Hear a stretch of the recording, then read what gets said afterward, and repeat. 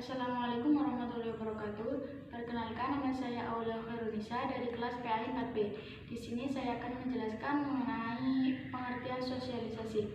Pengertian sosialisasi menurut beberapa tokoh. Yang pertama menurut Pak Ulrich Beckmann dan Chester. Menurut beliau, sosialisasi merupakan suatu proses di mana seseorang menghayati norma-norma kelompok di mana ia hidup.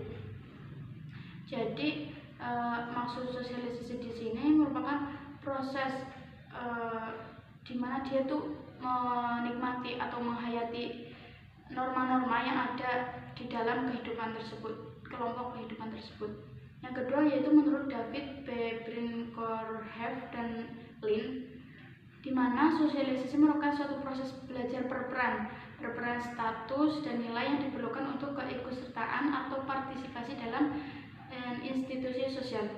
Jadi maksudnya di sini merupakan proses berperan di mana dalam kehidupan itu gimana sih caranya kita berperan dalam kelompok sosial tersebut.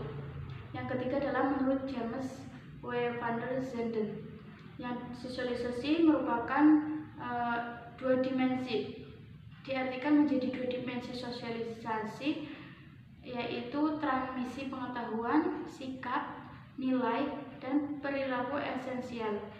Sosialisasi juga dapat diartikan sesuatu yang dapat diperlukan agar mampu berpartisipasi efektif dalam masyarakat. Jadi maksudnya di sini sosialisasi dapat diartikan menjadi dua. Yang pertama yaitu sosialisasi merupakan pengetahuan, sikap, serta nilai dalam berperilaku esensial. Yang kedua, sosialisasi dapat diartikan sebagai gimana cara kita berpartisipasi dalam masyarakat secara efektif. Yang kedua adalah jenis sosialisasi.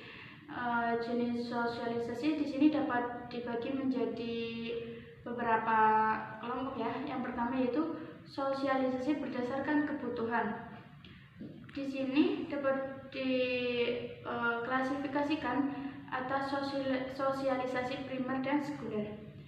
Sosialisasi primer adalah proses seseorang mempelajari atau menerima pengetahuan, sikap, nilai, norma, perilaku esensial, dan harapan-harapan agar mampu berpartisipasi efektif dalam masyarakat. Jadi sosialisasi di sini adalah proses seseorang dalam mempelajari atau menerima pengetahuan dalam bersosialisasi dalam masyarakat. Ya dapat diartikan itu dalam berpartisipasi dalam masyarakat. Yang kedua adalah sosialisasi sekunder. Sosialisasi sekunder adalah proses mempelajari norma, nilai, sikap, dan perilaku baru agar sepadan dengan situasi baru yang mereka hadapi dalam kehidupan. Jadi dapat diartikan proses mempelajari ilmu baru dalam menyikapi situasi yang akan datang atau situasi yang saat ini sedang dijalani. Yang selanjutnya adalah sosialisasi berdasarkan cara yang dipakai.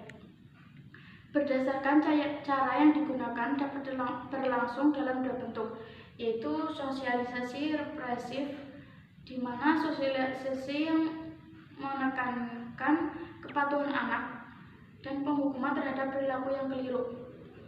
Sosialisasi partisipasif, di mana sosialisasi yang menekankan kepada otonomi anak dan memberikan imbalan terhadap perilaku anak yang baik. Jadi dimaksudkan apabila anak melanggar, maka anak tersebut mendapatkan hukuman atau bisa disebut itu imbalan. Dengan maksud adalah untuk memberikan pelajaran kepada anak tersebut. Yang ketiga adalah sosialisasi berdasarkan keberadaan perencanaan. Di sini dapat dijelaskan mengenai sosialisasi perencanaan dan tanpa perencanaan. Jadi ada sosialisasi perencanaan dan ada juga sosialisasi tanpa perencanaan.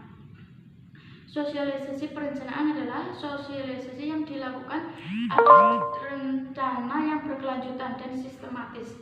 Dapat dicontohkan adalah pendidikan formal dan non-formal. Semua mempunyai tujuan, semua mempunyai materi, proses, serta penilaian yang telah dikonstruksi secara matang. Yang kedua adalah sosialisasi tanpa perencanaan.